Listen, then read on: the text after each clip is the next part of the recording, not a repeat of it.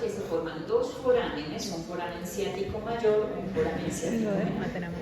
El foramen ciático mayor, hemos dicho que atravesaba un músculo para salir a la región glútea que se llama el músculo piriforme.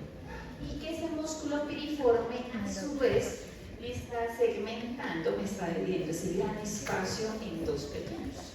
Uno superior a él y uno inferior. Entonces, superior al piriforme, inferior al piriforme. Y por ahí van a emerger vasos. ¿Cuáles vasos van a emerger superior al piriforme?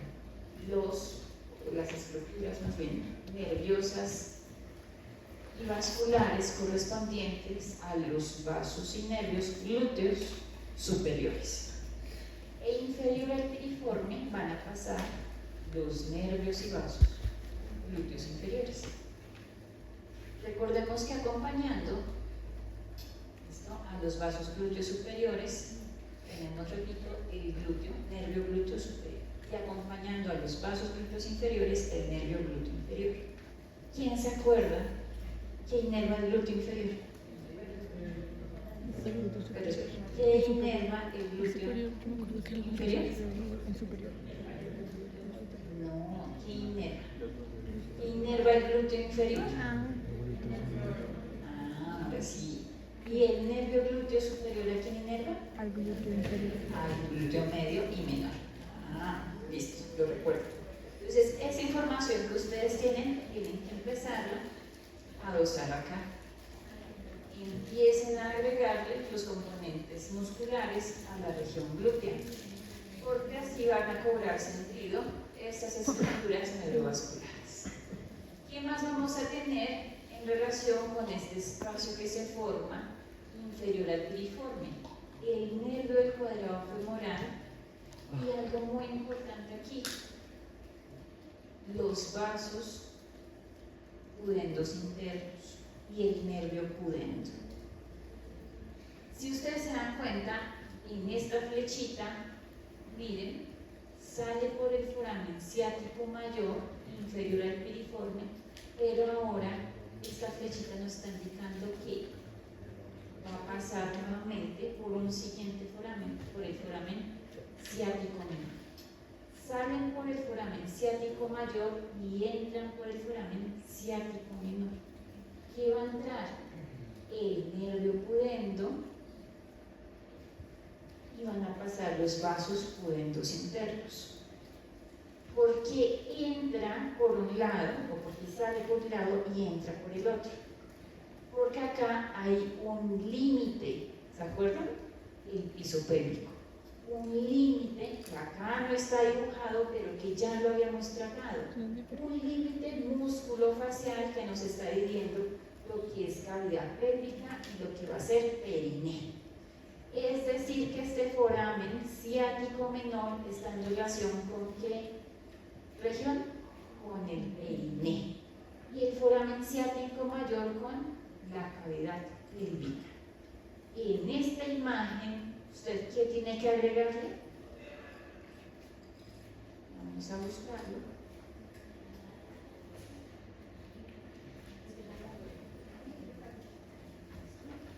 Tienen que agregarle este músculo.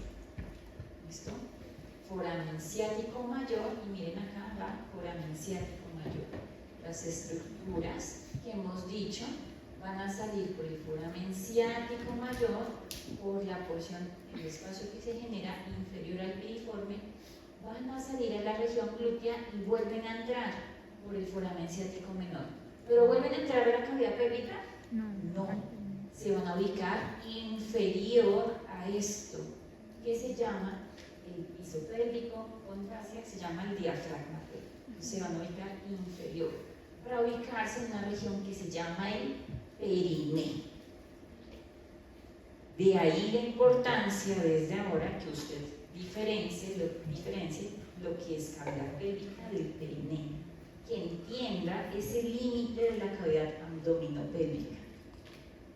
De lo contrario, no van a estar ubicados. Aquí, nuevamente, repito, le va a agregar ese diafragma pélvico. O sea que, ¿qué? Hágale. O sea que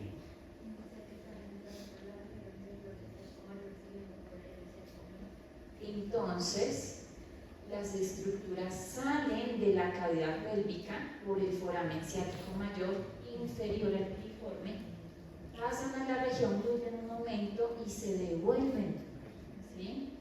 Se devuelven por el foramen ciático menor y se van a ubicar ahora en una región que se llama el perineo. ¿Listo? Y eso es clave, porque estos vasos y este nervio son los que le van a dar la sangre a todas las estructuras del perineo. ¿Y qué hay en el perineo que hemos dicho hasta el momento? Genitales externos. ¿Listo? El nervio pudendo va a darle la inervación sensitiva y motora a estructuras en el perineo. Por eso es tan importante este nervio. Es decir, que usted siente por el nervio que está pasando ahí. Está sintiendo lo que sienta cualquier cosa en su región perineal va a ser por el perineo. ¿Listo? ¿Pregunta? Los vasos nervios pasan por el foramen o atraviesan. No lo atraviesan, pasan por el espacio. Porque este músculo, vamos a verlo, está adosado a la pared. ¿Listo? Y está saliendo a nivel muscular por ese foramen ciático menor, el músculo obturador interno. ¿Listo? ¿Y hacia dónde va? Hacia el fémur, hacia el trocánter mayor del fémur. Entonces, hasta ahí hemos visto dos espacios muy importantes: foramen ciático mayor, foramen ciático menor. ¿Listo? Ya pues lo hemos mencionado. Ahora, miremos acá.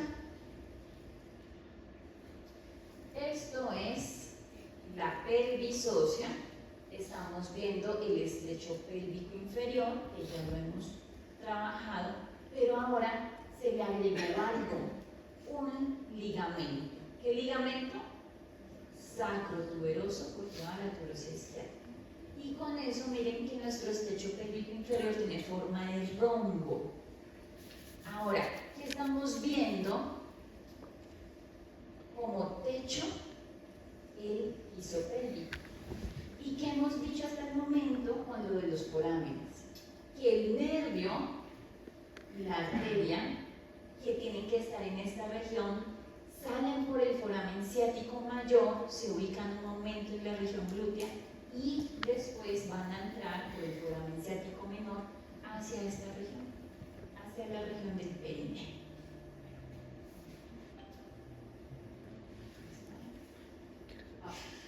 Vean esta imagen tan bonita. Estamos viendo pelvis mayor y estamos viendo pelvis menor. Pelvis menor corresponde entonces entre el estrecho pélvico superior y este que se está formando, que es el menor. ¿Ven por qué es tan bonita? Por eso hablamos que la pelvis, que la cavidad pélvica tiene forma de cuenco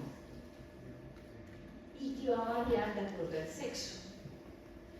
Nuevamente, límites del estrecho pélvico superior, pero ahora vamos a hablar de ese estrecho pélvico inferior. Sínfisis púbica, rama isquiopúbica, tuberosidad isquiática, ligamento sacrotuberoso y coxis. Y eso debe quedar claro. ¿Listo? Estrecho pélvico superior, estrecho pélvico inferior. Nos están formando lo que es la pelvis menor, donde se ubica cavidad pélvica y el perineo. ¿Y qué separa la cavidad pélvica del perineo? El diafragma pélvico.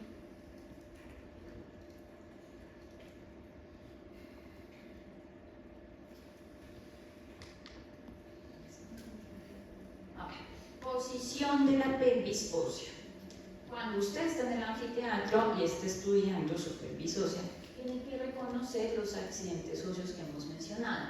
1, la espina ilíaca anterosuperior. ¿Listo? 2, la sínfisis púbica, y las tiene que poner en un mismo plano. Entonces, 1, estas dos estructuras se ubican en un plano vertical. Y con eso cambia la concepción de la pelvis, porque la pelvis no está sobre su rama isquiopúbica. Mire que esa rama isquiopúbica, al contrario, tiene un ángulo respecto a la horizontal. ¿Listo? Tiene un ángulo respecto a la Y ahí también podemos entender otros dos puntos. Que el coxis se encuentra en el mismo plano horizontal que el borde superior de la síntesis púbica. El borde superior del coxis está en el mismo plano que el borde superior de la síntesis púbica.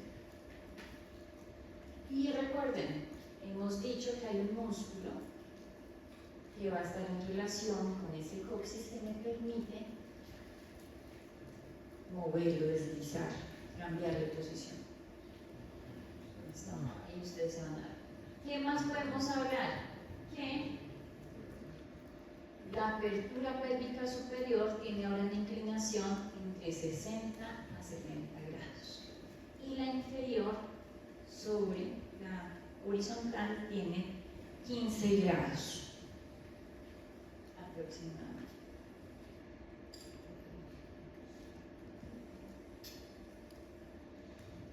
Y así es como se ve.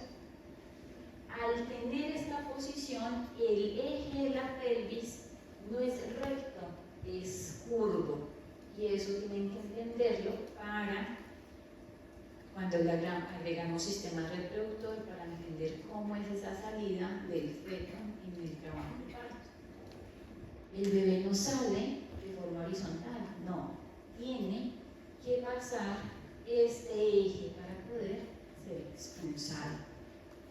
Ahora, quiero que vean que en este estrecho pélvico inferior se están formando, en forma de rombo se están formando dos triángulos. Un triángulo es más o menos horizontal, mientras que el otro es más vertical. Un triángulo va a corresponder a las estructuras urogenitales y las otras para el componente anal. Pero entendiendo que las pelvis son diferentes, y acá solo estamos hablando de los sexos biológicos, vamos a entender que hay varios tipos de pelvis, varios tipos de vasos, varias formas, y que articulados pueden generar estas formas. Miren cómo acá encerré dos, la androide y la ginecoide. Androide de hombre, ginecoide de mujer. Pelvis masculina, pelvis femenina. Y solo, en esta imagen, solo se está mostrando ese estrecho pélvico superior, que en el hombre tiene forma de corazón y en la mujer tiene una forma un poco más ovalada. Y tenemos unas variaciones que lo que les decía puede ser más ovalada, con un eje antero-posterior mayor, o acá podemos ver esta que se llama platefeloide, que es similar a la ginecoide, pero su diámetro, su estrecho pélvico inferior va a ser un poco más reducido. Ahora, nosotros vamos a enfocarnos en la androide y la ginecoide, pero hago la aclaración, cuando estén en ginecobstetricia tendrán que revisar esa materna que pelvis tiene, para ver si es apta para un trabajo de parto vía vaginal. De ahí la importancia de la anatomía. ¿Listo? Acá estamos viendo una pelvis masculina y una pelvis femenina. ¿Listo? Miremos acá. Y vamos a ver cómo esta pelvis femenina se ve un poco, aunque la imagen puede ser engañosa. ¿Listo? Miren cómo ese estrecho pélvico superior y el estrecho pélvico inferior son mayores en la pelvis femenina que en la masculina. Lo primero que ustedes tienen que ver, miren, estrecho pélvico superior más circular, un estrecho pélvico inferior amplio comparado con la del hombre. ¿Qué más hemos visto? Miren cómo está ese sacro. El sacro está un poco más vertical en la mujer, ¿listo? Tiene su concavidad, pero es más vertical, mientras que en el hombre se ve que es un poco más alargado y con una concavidad mayor. En la posición que tiene el coxis en ambos, ustedes ya logran identificar ese estrecho pélvico inferior. ¿Qué más vamos a ver? Estas estructuras que estoy señalando, ¿cómo se llaman? Las espinas ciáticas o isquiáticas. Y miren cómo en la mujer se genera un diámetro mayor respecto al hombre, aquí se ve menor. Eso que nos hace que ese cuenco, ese balde, sea más amplio en la mujer que en el hombre. En el hombre es más cónico, en la mujer es más amplio. Estas diferencias también las podemos ver en la parte externa. Miren cómo entre las dos ramas inferiores del pubis se forma un ángulo, el ángulo subpúbico. Miren el del hombre, miren el de la mujer. ¿Cuál es más amplio?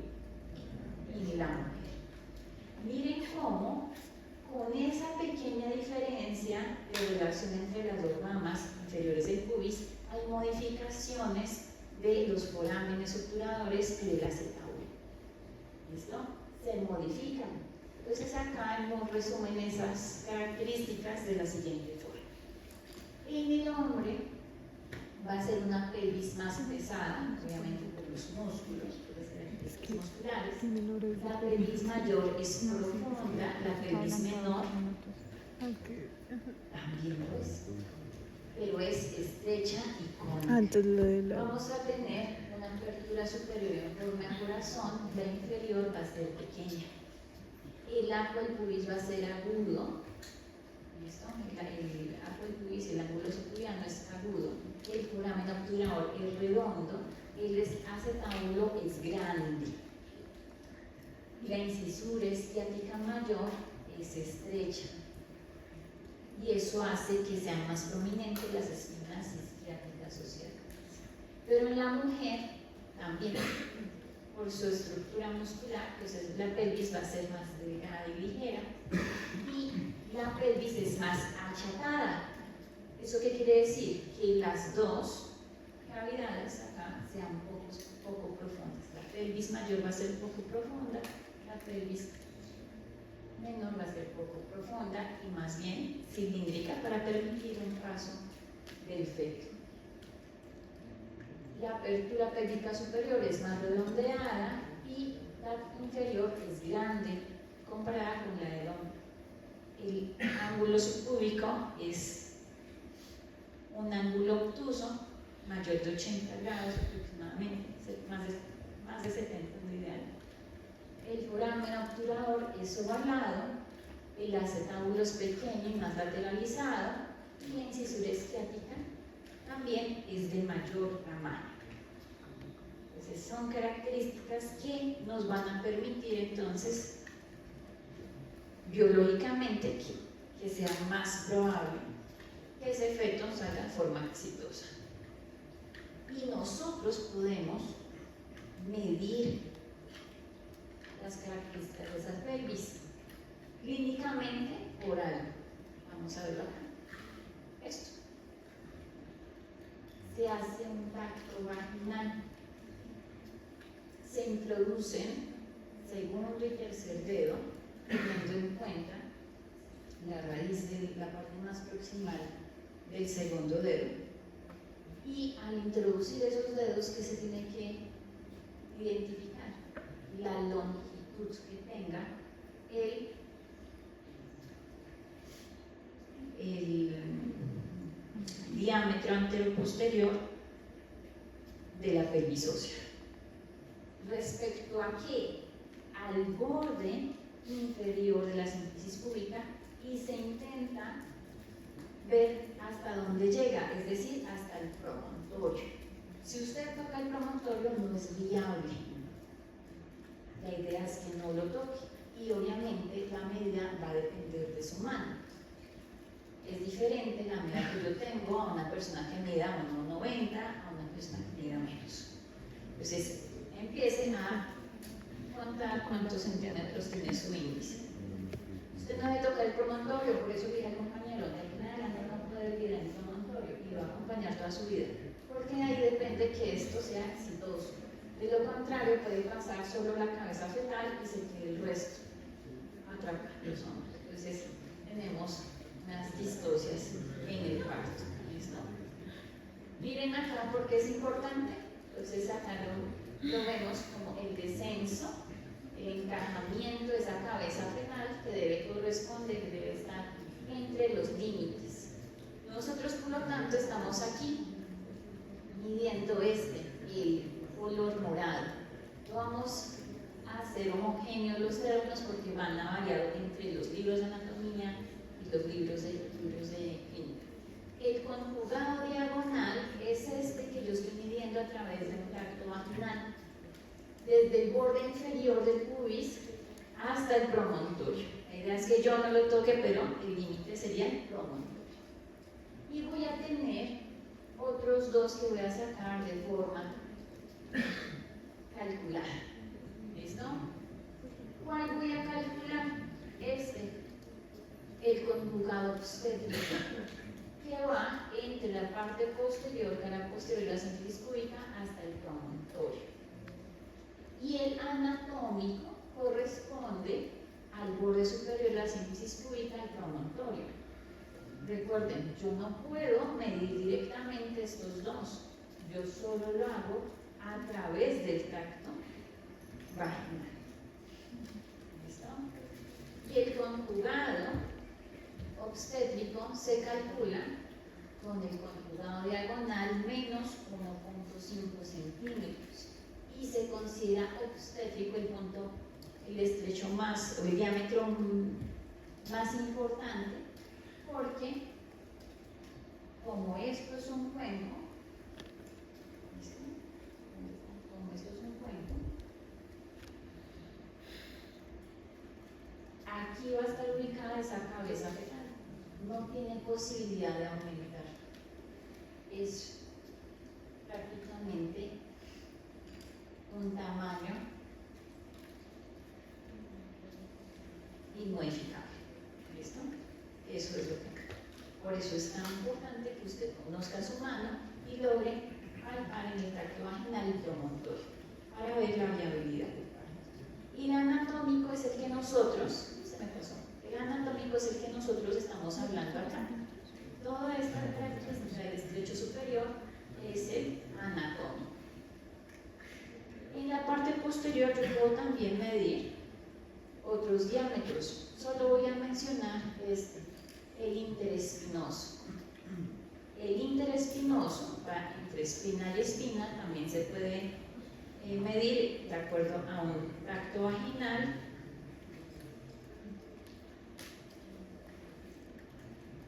Se pueden palpar las dos espinas y de acuerdo a la amplitud que se tenga en ese tracto vaginal, pues se dice que es una pelvis que va a permitir en la parte media que pase el feto o no. Entonces es muy importante este último estrecho que voy a mencionar, o diámetro que voy a mencionar. ¿Listo? Con eso ustedes van a empezar a identificar los diferentes tipos de pelvis y su aplicación clínica.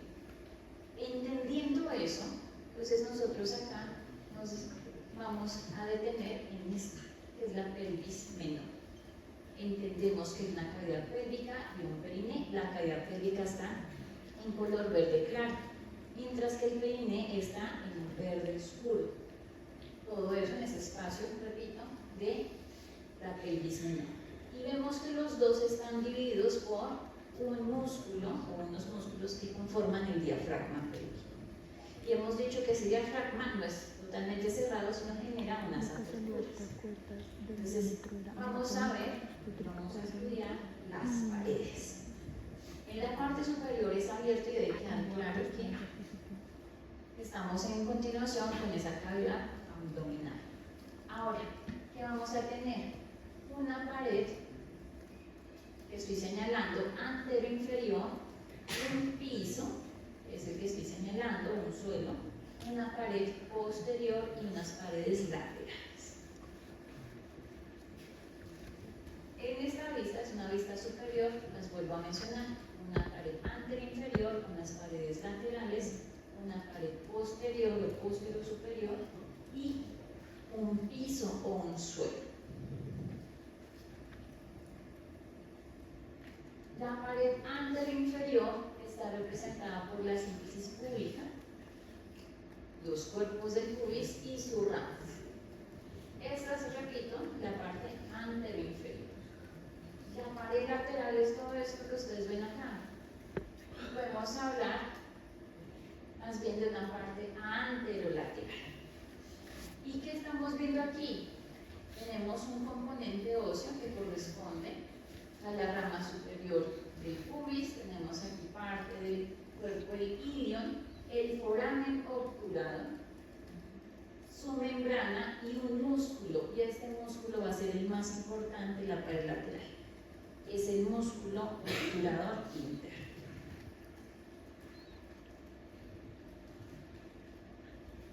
La pared posterior está incluyendo toda esta zona que estoy señalando.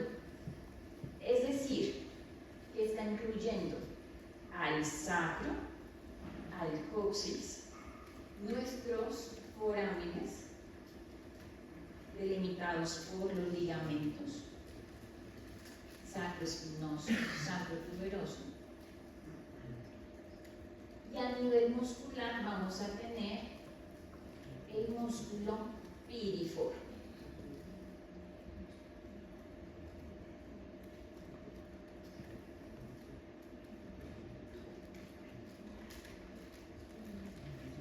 Sí, sacro, coxis, ligamento sacrotuberoso, sacroespinoso, músculo piriforme. ¿Listo? En esto pues está incluido la articulación sacroiliaca y sus ligamentos. Esa es la parte posterior. ¿Listo? Ahora el piso, todo esto es el piso. Y el piso corresponde a la porción muscular que se llama el músculo elevador del ano más el músculo coxil. Pero si le agrego las fascias, acá no están representadas o parcialmente, voy a tener sobre estos músculos, en la parte superior e inferior de estos músculos, las fascias. Y ahí sí puedo hablar que todo esto es el diafragma pélvico. El piso de la pelvis corresponde al diafragma. Los músculos elevador del ano, o elevadores del ano, porque son de cada lado, a los músculos coxígeos. En esta imagen, entonces lo vamos a trabajar. ¿Listo? Entonces, coja acá el cursor, aquí en la parte. Ahí. ¿Listo? Ahora apunte a la imagen. Y usted va a identificar las paredes rápidamente. La pared antero-inferior, ¿dónde estaría?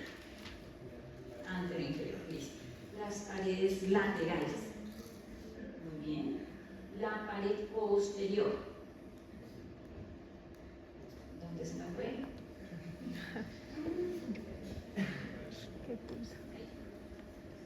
Posterior. Todo eso es posterior. Hasta ahí. Posterior. Y ahora inferior. Ese músculo con el que está arriba en la parte superior, supraposterior. Ese, supraposterior. Ese, supraposterior. Deje aquí el cursor. Supraposterior. Un poquito más. Ese músculo chiquito se llama el músculo coxígeo. El coxígeo más el otro músculo que estaba señalando, que es el elevador del ano, forman el diafragma pélvico. Todo eso es el piso pélvico. ¿El qué músculo coxígeo? Entonces debe quedar claro: antero inferior, lateral, posterior, ¿listo? Inferior. Superior abierto. Algunos hablan que la parte superior, el promontorio, hace parte de su límite. ¿Por qué? Pues es la parte más pronunciada que tiene el sacro. ¿Listo? Pero decimos que es abierto y está limitado por el estrecho pélvico inferior. Hasta ahí debe estar claro. ¿Listo? Ahora, miren los músculos de obturador interno, el músculo piriforme. Esta es una vista desde la cavidad pélvica, esta es una vista de posterior, viéndolo en región glútea y su inserción en trocánter mayor. Tarea: orígenes e inserciones. No me voy a tener en eso.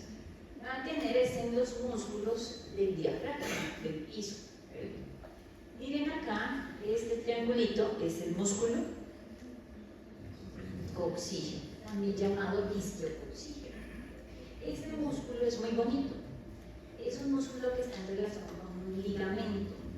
¿Con qué ligamento? ¿Con qué ligamento? Miren la imagen, ¿con qué ligamento está relacionado? esto es la tuberosidad isquiática? Con el ligamento sacroespinoso, muy bien. El músculo isquiococcigio se relaciona íntimamente con el ligamento. ¿Quién es más externo, el ligamento o el músculo? El ligamento es lo más externo. ¿Listo? Muchas veces o muchos autores hablan que estas dos estructuras están tan relacionadas que parecen que están fusionadas. Ahora, el músculo se va a originar de la espina isquiática y se va a insertar ¿en dónde? En el sacro, en la parte, miren, inferior del sacro. ¿Y en dónde? En el coxis. ¿Y eso qué hace cuando se contrae? Va a desplazar el coxis hacia anterior. Por eso es tan importante en la defecación. ¿Listo? Y en el soporte. Le vamos a agregar el siguiente músculo. Mírenlo acá. Músculo elevador del ano. El músculo elevador del ano es ahora 3 en 1. 3 en 1. El músculo elevador del ano, miren la relación que tiene. Relación con el pubis, con el cuerpo del pubis. ¿Listo? ¿Qué más? En relación con el obturador interno, a través de esto que ustedes ven ahí. ¿Ven esa línea blanca? Esa línea blanca, ¿qué creen que es? Si usted ve blanco en una imagen de anatomía, tendón, ligamento, ¿qué más? O sea, tejido conectivo. Y en relación con el músculo, ¿cómo se llama eso? Si no es tendón, es fascia. Eso que ustedes ven ahí es tejido conectivo que recubre el músculo. Eso hace parte de la fascia pélvica parietal. ¿Listo? Fascia pélvica parietal. Lo que está recubriendo este músculo. Ahora, si yo veo que hay una línea acá más definida, voy a decir que esa fascia se ha engrosado. Y se engrosa para servir de origen muscular del elevador del ano, de una de sus porciones elevador del ano. Ahora, hacia la parte posterior vemos que hasta la espina isquiática se va a originar este músculo. Ahora, son dos. Miren cómo sus fibras van hacia medial y tienen que confluir.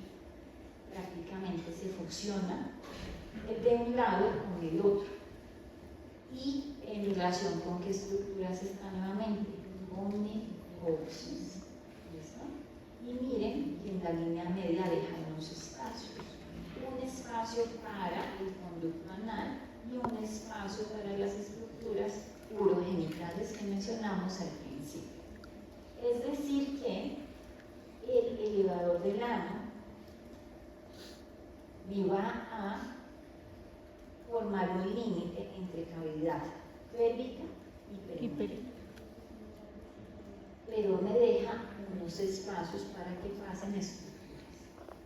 Repito, sistema digestivo, sistema urogenital. Si yo voy entendiendo, cuando uno, los dos elevadores, se está viendo de esta forma.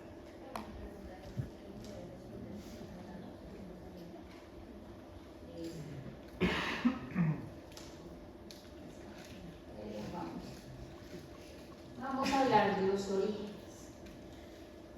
Y para hablar de los orígenes, esto empezar a agregar las estructuras, los órganos. ¿Qué es esto? El recto. Y aquí se está viendo el canal anal y el ano. ¿Listo? Una porción, son 3 porciones las que están formando el elevador del ano. La primera porción la vamos a llamar el músculo puborectal. ¿Por qué? ¿De dónde se está originando? La porción más medial del elevador del ano, que está en relación con la unión rectal y del conducto anal. Y que su contracción, bueno, su unión con la del otro lado me está formando un asa. Y esa asa, miren lo que hace, me está modificando el eje del recto y conducto anal. es una contracción tónica, es decir, todos estamos contrayendo el músculo, la porción rectal del músculo elevador grande. ¿Listo? Todo lo estamos contrayendo en este momento, es una contracción tónica. Y al contraerse me genera un ángulo, el ángulo anorrectal, más o menos unos 90 grados. Fíjense por favor que el ángulo que se forma no es un ángulo recto, sino que es un ángulo,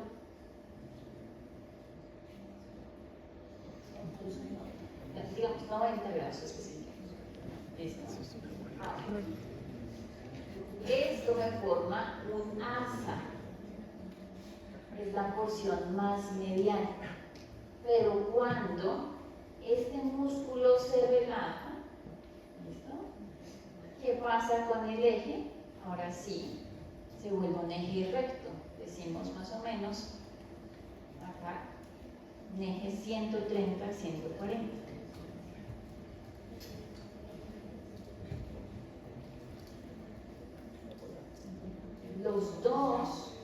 Las dos porciones del músculo las estoy mostrando a continuación.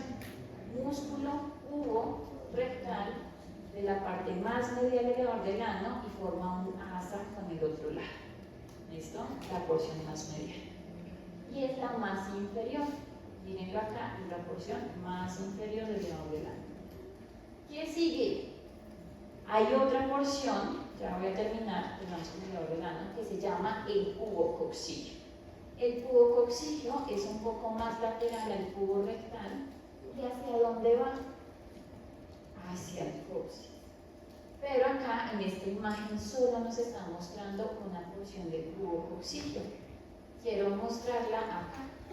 El cubo coccigio no solo se origina lateral al cubo rectal, sino también se origina en relación con esto, que se llama el arco tendinoso. ¿Listo? O la línea blanca. Este es el arco tendinoso del elevador del ano. Y sus fibras van a ir al coxis, van a confluir, y si ven esta estructura blanquecina que se forma, se llama el ligamento anococcigio. ¿Listo? Ligamento anococcigio. Una estructura que va desde el coxis hasta esa unión que tenemos de los dos músculos cuborectales o las porciones cuborectales. Y esto es fundamental porque es la estabilidad que se le da a este músculo en conjunto al elevador del ano. La tercera porción es un poco más lateral en origen con el arco tendinoso. Es más lateral, va hasta la espina isquiática y es menos desarrollada, pero hasta también el coxis y el ligamento anococcigio. Pero si ustedes se dan cuenta, acá vemos como tal ese orificio anal y acá vemos el triángulo urogenital. ¿Cómo se cerró eso? ¿Alguien se lo preguntó? Si habíamos hablado del músculo cuborectal, ahora ¿por qué aparece este? Mírenlo, acá en esta imagen de Moore nos lo muestra. Hay fibras del músculo o de la porción cubococciglia que van hacia medial, y al ir hacia medial sus fibras confluyen y van a delimitar los espacios, el orificio anal y el hiato urogenital. Las fibras del músculo cubococcigio van a adquirir un nombre dependiendo con la estructura que están relacionadas. Cubo prostático en el hombre, cubo perineal, cubo anal.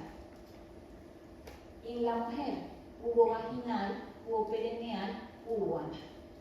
Y con eso, ese espacio que vimos aquí en esta imagen, que era grande, amplio, se va a cerrar, delimitando dos espacios: el orificio anal y el hiato urogenital.